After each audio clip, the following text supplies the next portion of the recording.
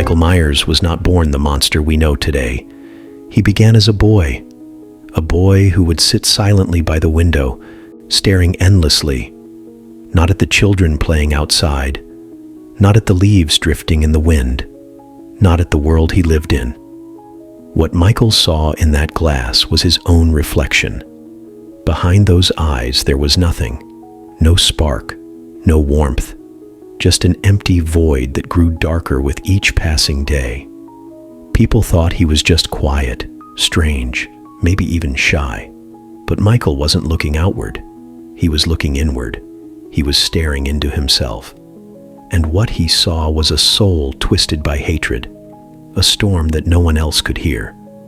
That storm erupted on Halloween night in 1963. Michael was only 6 years old. His teenage sister Judith was upstairs, preparing for the night's celebrations. To the outside world, it was just another Halloween in Haddonfield, Illinois. But inside the Myers house, something broke forever. Michael put on a simple clown mask, picked up a kitchen knife, and crept into Judith's room. Without hesitation, without emotion, he stabbed her to death. That night, the boy named Michael ceased to exist. What remained was something far worse. A shape, a shadow, an unstoppable force of evil. From that moment on, Michael was no longer a child. He was no longer human. He had become the embodiment of death itself, silent, unfeeling, and unstoppable. The town of Haddonfield would never be the same. After the murder, Michael was locked away in Smith's Grove Sanitarium. He never spoke a word, never showed remorse, never shed a tear. Decades passed, but the emptiness inside him only deepened. His psychiatrist, Dr.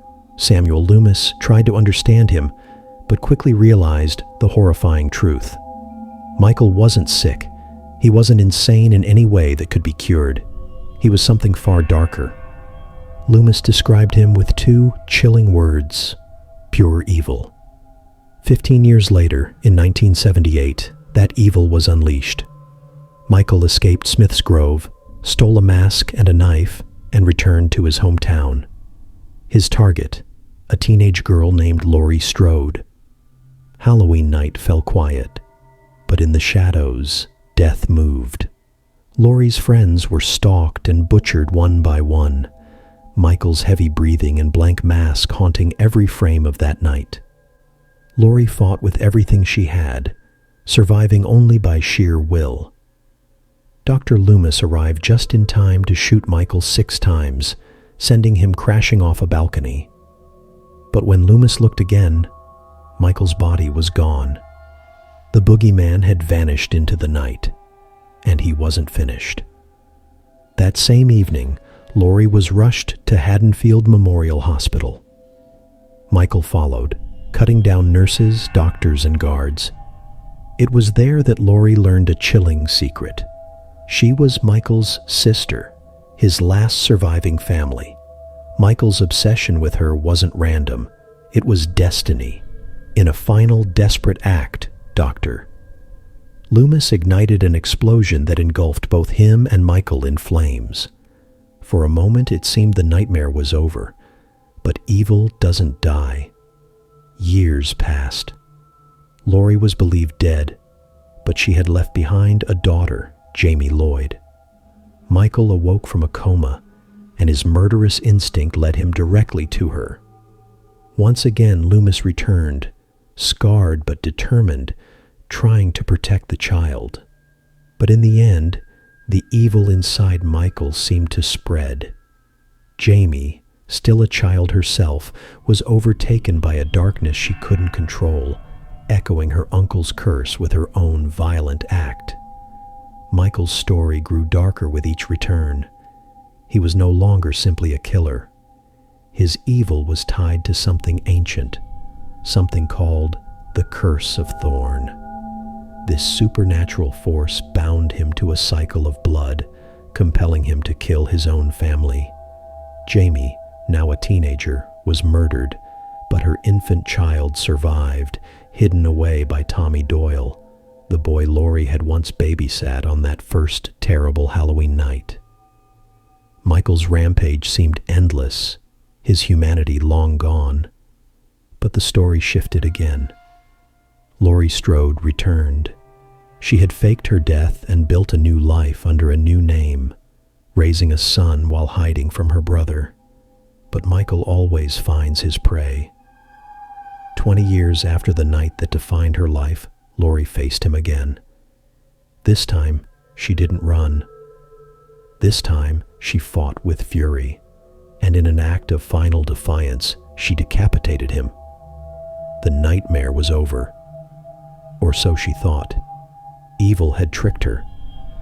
The man she killed wasn't Michael at all, but an innocent paramedic forced into the mask. Michael had escaped. When he found Laurie again, he ended her fight forever, sending her plummeting to her death. Still, Michael's shadow spread across Haddonfield, carving through anyone unlucky enough to stand in his way. But years later, the slate was wiped clean. The story was told anew. Laurie was alive again, not as Michael's sister, but as a survivor. The sibling bond was erased. She was simply a woman haunted by the horror of one night in 1978. For 40 years she prepared. Her home became a fortress. Her life, a weapon. She lived estranged from her daughter Karen, but never let go of the thought that one day he would return. That day came in 2018. Michael escaped during a prison transfer, and the shape returned to Haddonfield. Laurie, Karen, and her granddaughter Allison fought back, trapping Michael in the basement of Laurie's burning home. As the flames raged, it seemed the nightmare was finally over. But when the credits rolled, the sound of Michael's breathing proved otherwise, and it wasn't. Firefighters unknowingly freed him from the blaze, only to be cut down in a storm of brutality. Haddonfield rose in anger, chanting, "Evil dies tonight." But fear turned the townspeople into a mob. In their frenzy, they killed an innocent man, mistaking him for the monster they hated.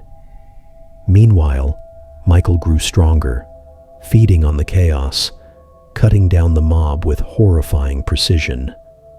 That night ended in tragedy as Karen, Laurie's daughter, was murdered in Judith Meyer's old bedroom, the very place where evil first began. 4 years passed. Michael, weakened, hid in the shadows of Haddonfield's sewers. Laurie tried to rebuild, writing her memoirs, caring for Allison, and attempting to let go of the past. But evil takes many forms.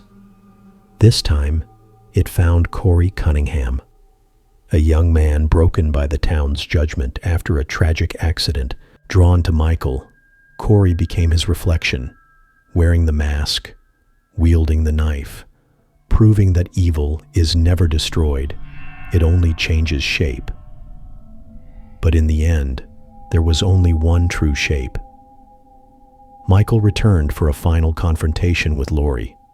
Their fight was brutal and desperate, every strike a reminder of 40 years of fear.